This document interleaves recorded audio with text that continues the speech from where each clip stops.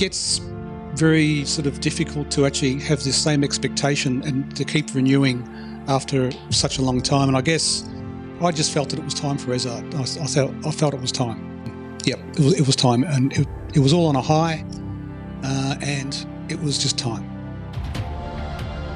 This is the Deep in the Weeds podcast. I'm Anthony Huckstep. Restaurants are not the gold mine some think. With an industry average profit of 4%, margins are slim at best. In Australia, almost 80% of restaurants close their doors within the first 2 years of trade. So lasting a decade as a restaurant is an astonishing achievement. 20 years is extraordinary. A pandemic puts things in a different realm, and the true impact of the pandemic is beginning to take its toll on many operators. Teage Ezard is an award-winning chef and restaurateur, and behind some of Australia's best restaurants, Ginger Boy and Melbourne's institution, Ezard. Teague, how are you going? Good, mate. How are you? I'm good. Thanks for joining us. I know we've got quite a few things to talk about, and it's been a pretty tough period of time for you with the restaurant. Can you tell us the decision that you've made just recently in regards to Ezard and how the pandemic has affected that? Yeah, well, the pandemic, no one knew that was coming. I guess for me, it's kind of bittersweet. Knowing that we had an option with the lease that was rising, it sort of coincided with the time of the pandemic.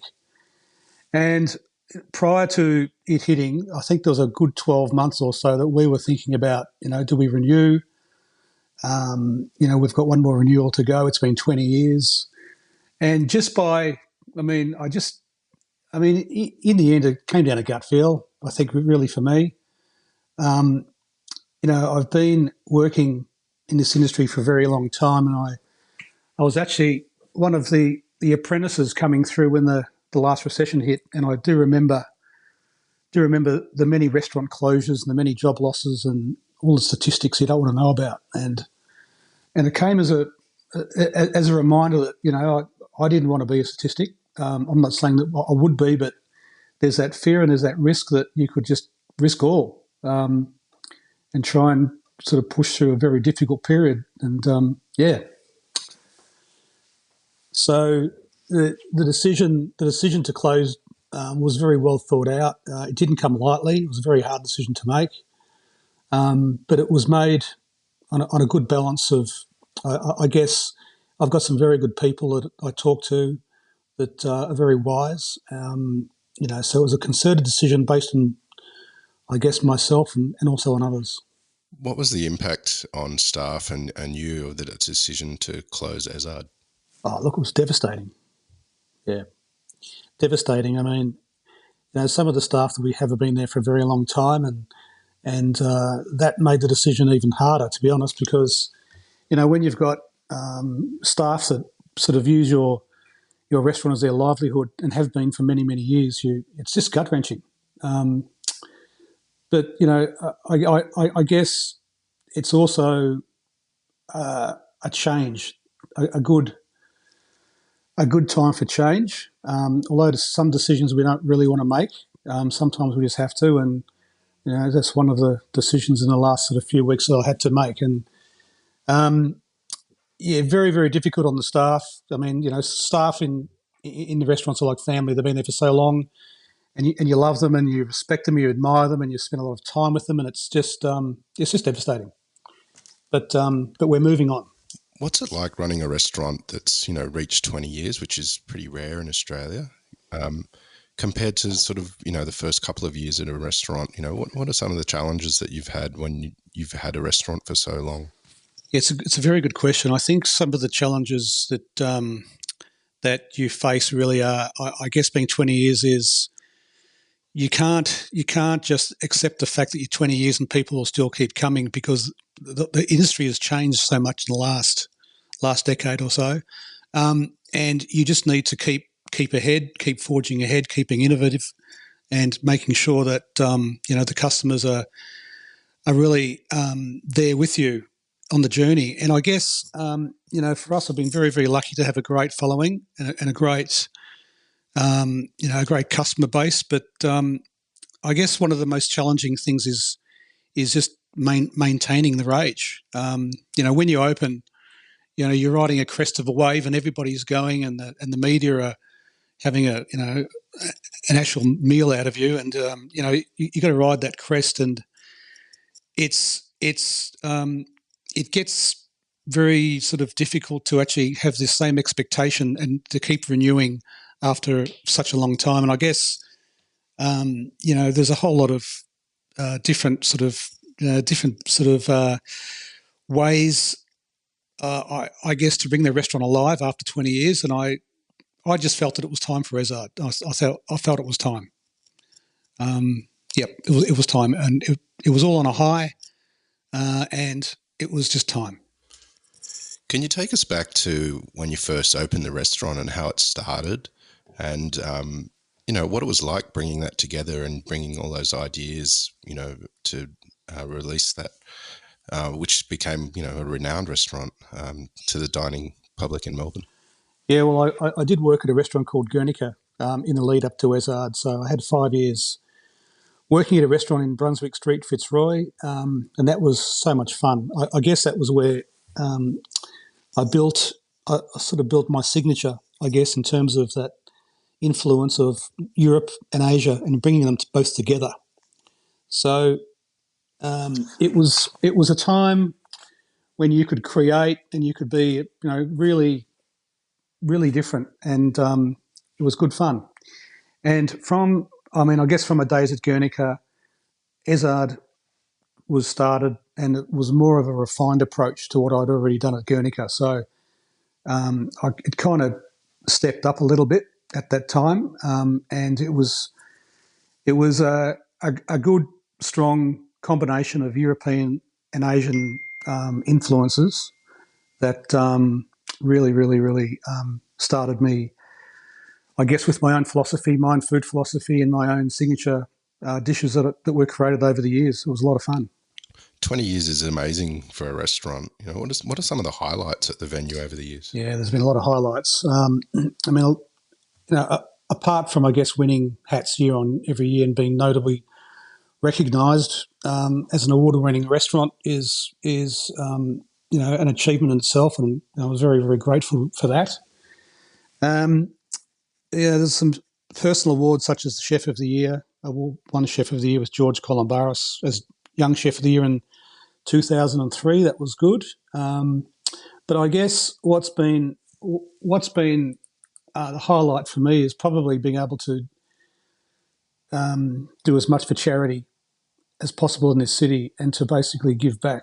Give back to a lot of the underprivileged, for children, and any opportunity to do something for those organisations is actually a mark of respect, and something that I've really, really enjoyed over the years. There's been some great times in the restaurant with famous people and movie stars, but also too, I've had some great staff and some great managers. And I guess where I've been lucky and very fortunate is to have a great team that's stuck with me over the journey. I mean, I've had some managers and chefs that have just been there for so long, and that just gives you confidence, and it gives you consistency, and it comes to a great workplace when you've got so much people, when you've got so much loyalty from your own staff.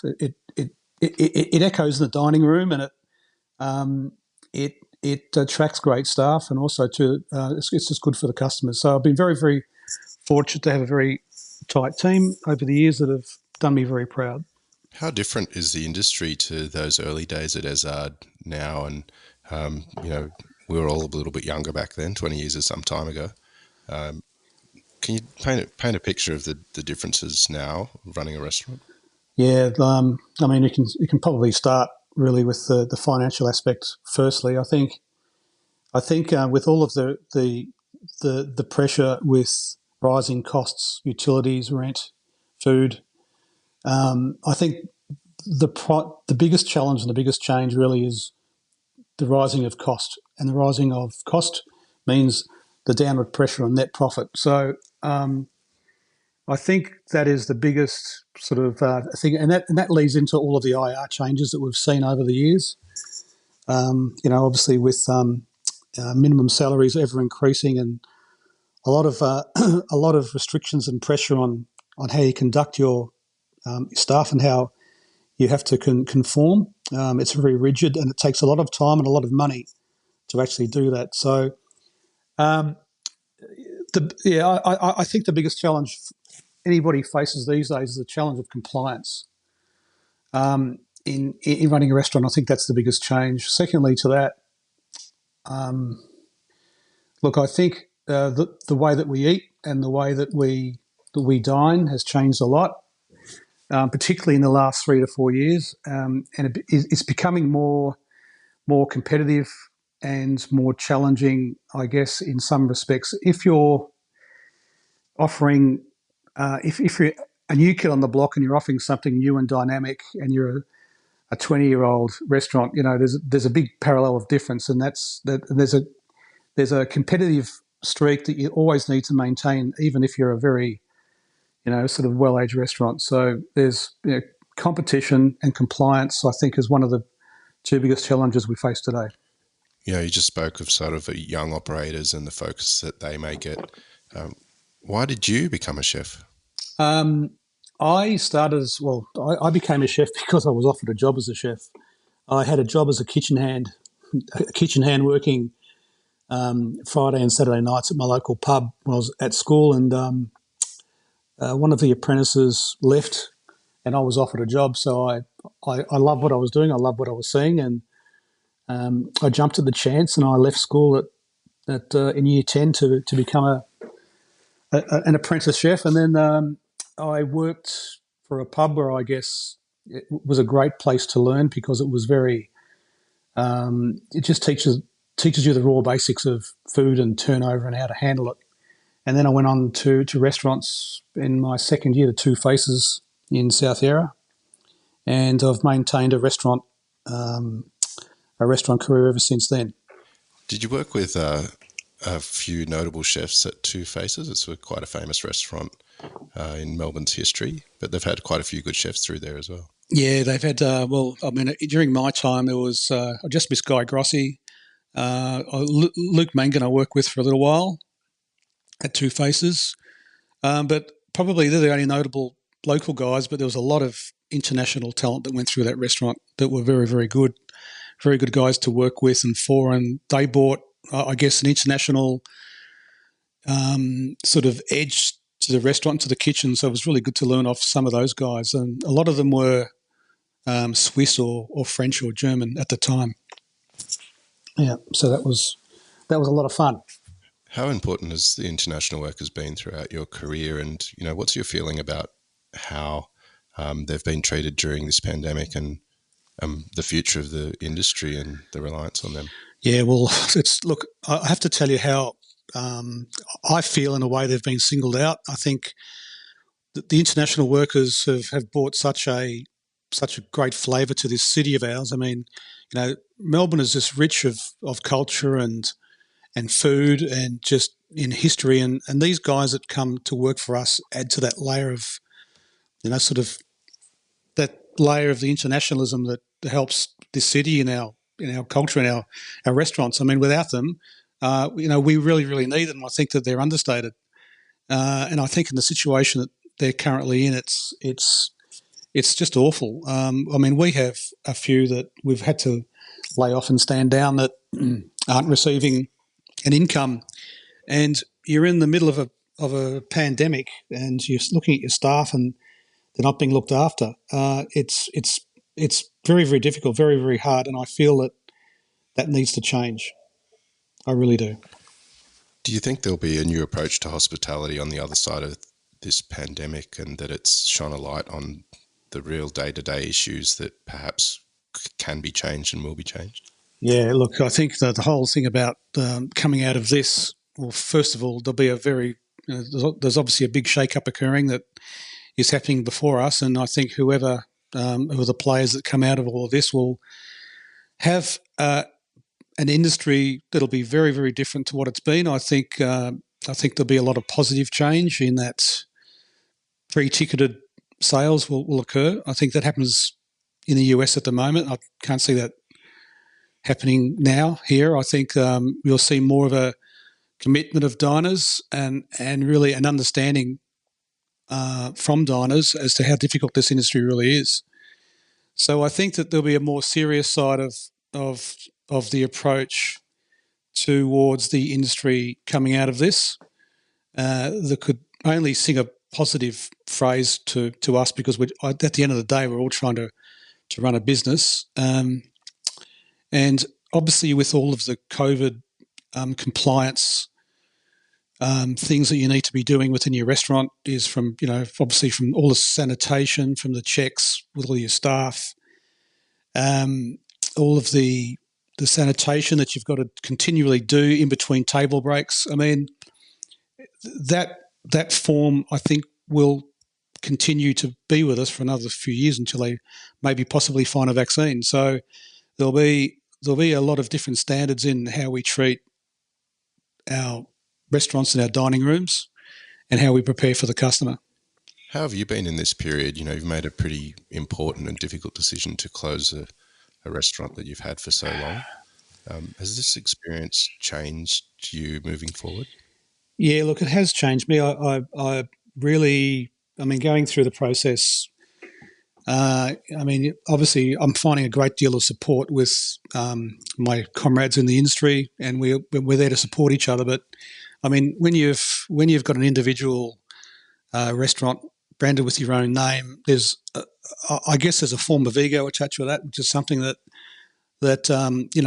I really did release a good 12 months ago, because I had made a conscious decision that in order to keep a restaurant branded with your own name open, you need to be in a very good space about that and be quite confident and make decisions based upon, I guess, the business value rather than the emotional or the ego value, if you know what I mean. So, I've been stumbling around for a little bit, not feeling the greatest about it, but I do know in my heart of hearts that I've made a great decision. So I guess, Anthony, I've kind of moved on. Yeah. What are you going to miss from Ezard? First thing I'm going to miss is the staff. The loyalty that they've shown and provided me over the years, and the people who have worked there and were still working there up until we closed. I'm going to miss them the most, but I'm also going to miss a lot of the loyal customers that have been coming in for years who I've befriended that I can't sort of cater for in that four walls or that environment anymore. I'm going to miss the people that have reached out to me that have been so supportive of me and been, I guess, helped me celebrate over the years the achievements. I'm going to miss that, but I think the most I'm going to really miss is that I'm a fine dining lover. I love casual food, and there's a space for me always to be eating casually, but I'm a fine dining guy, so I'm really going to miss the cuisine greatly. However, I'm planning it to come back in a different form, so that'll be something in the future that will be different, but something I'm working on. Well, let's look at the future a bit. You've mentioned that you're moving forward, and that there are positives to come out of this. What is in the future for you following the closure of Ezard? Well, I think I can do is, I think for me really is what I've learned in the last 20 years or so is something that I need to apply, that I want to apply to my next decision. I think the whole thing about is where I can come from my head and my heart, not from my hands.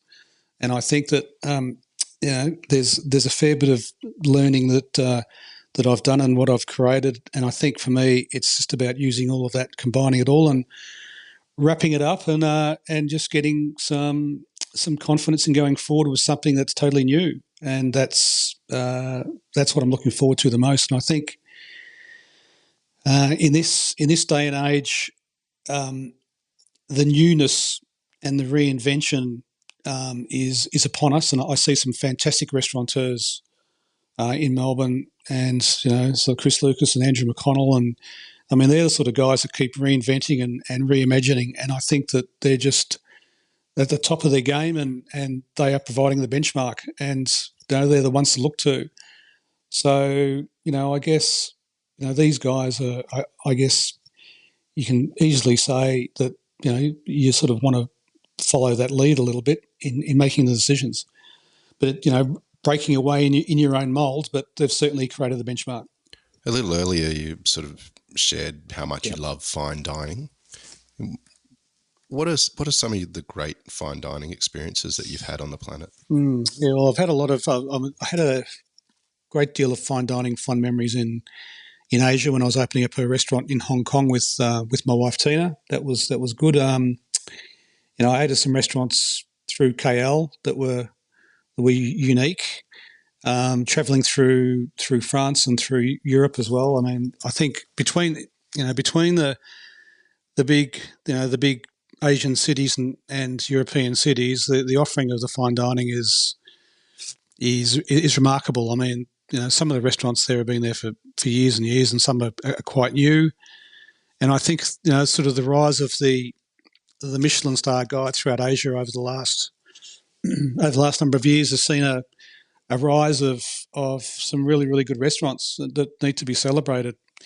But I think I probably think one of my long-term restaurants that I love the most is L'Edion in Paris. That's a Michelin star three dining. It's a terrific experience. And the French Laundry in the US, just out of Frisco. So they're two of the best meals that I've ever had. Given the circumstances with the pandemic and the industry, attempting to open up again, where do you see fine dining? Is it somewhere that's a bit off into the future, or do you think it'll be reinvented? What's your thoughts about that style of eating? I think there's always a place of fine dining in every city in the world. I think the big difference here is the population or the mass of the population that really you're catering to in a market of fine dining at the moment. I think it's a smaller market going into a recession.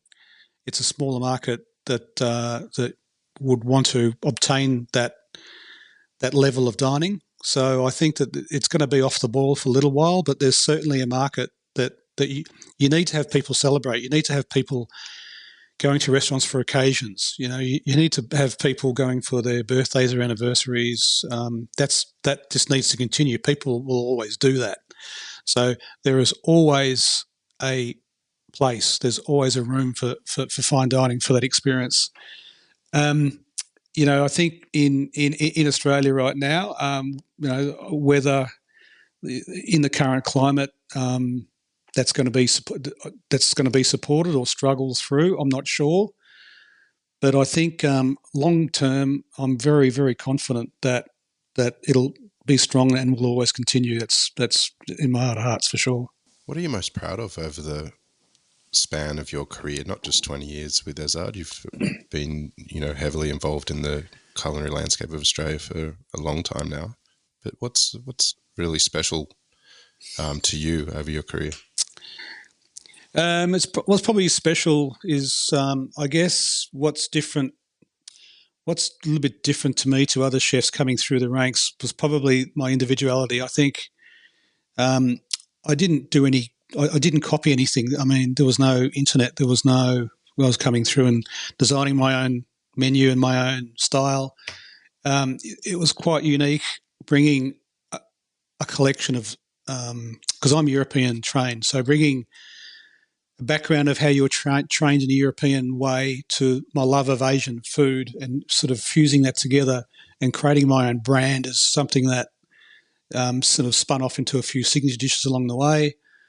And that's probably something that I'm most proud of, that I created something that will always be there, that I just feel very proud and fond of. And I think that's sort of the food philosophy, I guess, from that in a basic sort of sense of, hot, sweet, sour and salty and crunch and texture kind of followed through onto Ezard and was to sort of set the parameters of what we do and how we cook and what we set out to achieve. So, yeah, that's probably one of my proudest moments.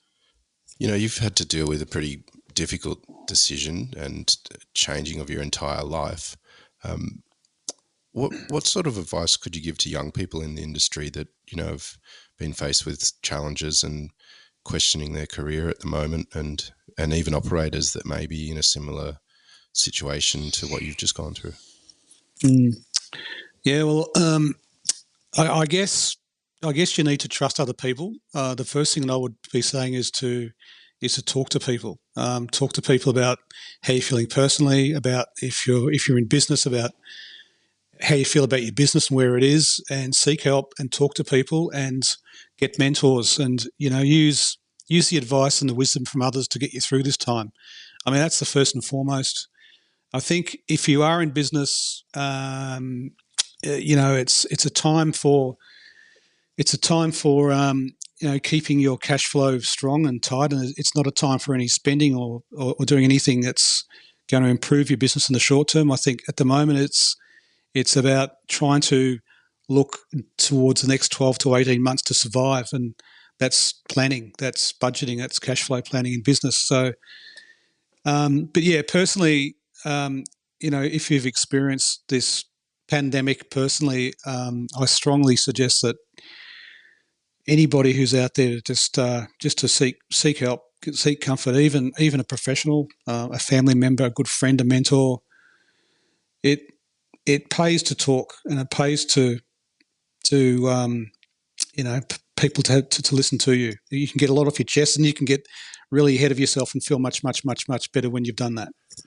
What are some of the positives to come out of this for you that have kept you going with the sort of difficult decisions you've been making? Yeah, I guess the positives is just learning not to hold on to the past and learning to somehow create a future and look towards a future and not a past. And I think what I've learned is the other thing is to never rest. As soon as you rest, you go to sleep, and that's kind of it. That's history. You've got to make decisions that you might not want to make, but you have to make. And I think when you've got that coming towards you, and you've sort of done that, and you've made a decision that you didn't like, on the other side of that, there is a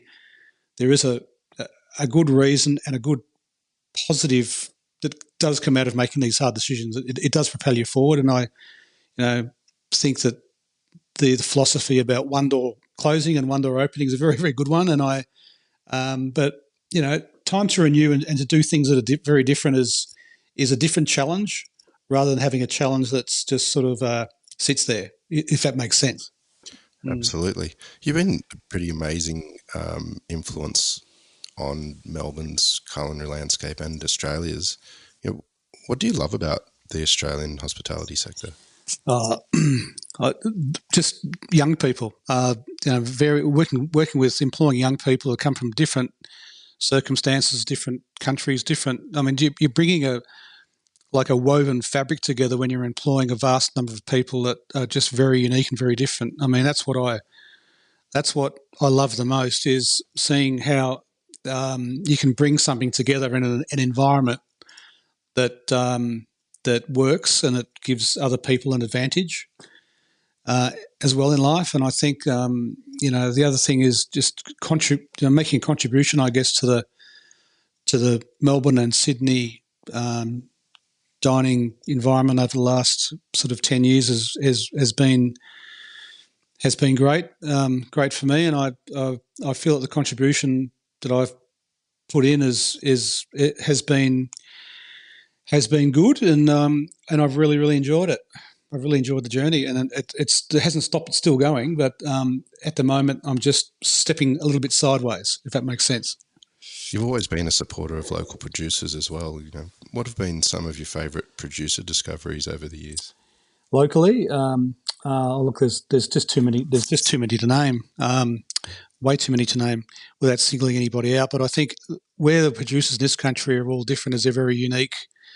They're very unique, and I tell you, the bar has risen in the last 10 years. The bar has risen dramatically to the point where, some of the stuff that's being churned out of these producers is just mind-boggling.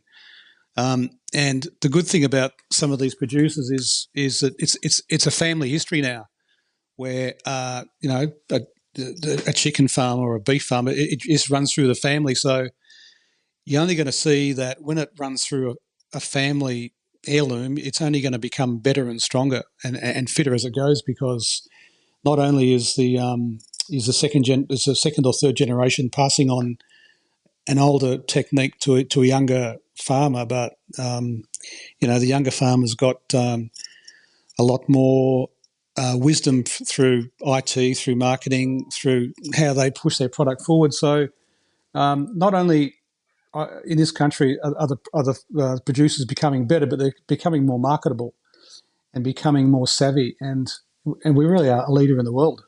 Absolutely.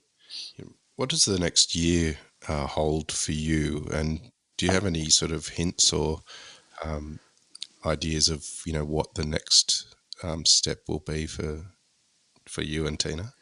Yeah, well, consolidation, I think, is the first thing that we're doing right now. Is we're just consolidating behind the scenes, and that we want to see how that looks, I guess, coming out of the pandemic. And I think for us, we've always been in a position where we've self-funded our enterprises, and we don't have any partners. So what we will do is we will be looking at doing different models moving forward, and that is different ways of conducting business. And in order for us to do that, we need to take a step back and just consolidate and spend some time getting through this. So, what's coming forward is something that's sort of exciting and equally challenging, but also rewarding, without going too far down the road. But we're just consolidating. I think that's the best way to put it. Well, mate, I know it's been a pretty tough time, and really appreciate you sharing your time with us. Very much looking forward to see what you do in the future, because you're a bloody good bloke and a bloody good cook. So Australia needs something from Teage Ezard again. Yep. Thanks, mate. Keep in touch, and we'll catch up sometime down the track and see how you're going. Sounds terrific, mate. Thanks for the chat. This is the Deep in the Weeds podcast. I'm Anthony Huckstep.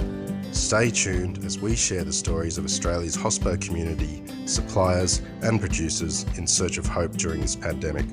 Special thanks to executive producer Rob Locke for making this all happen. Follow us on Instagram at Deep in the Weeds Podcast, or email us at podcast@deepintheweeds.com.au. Stay safe and be well.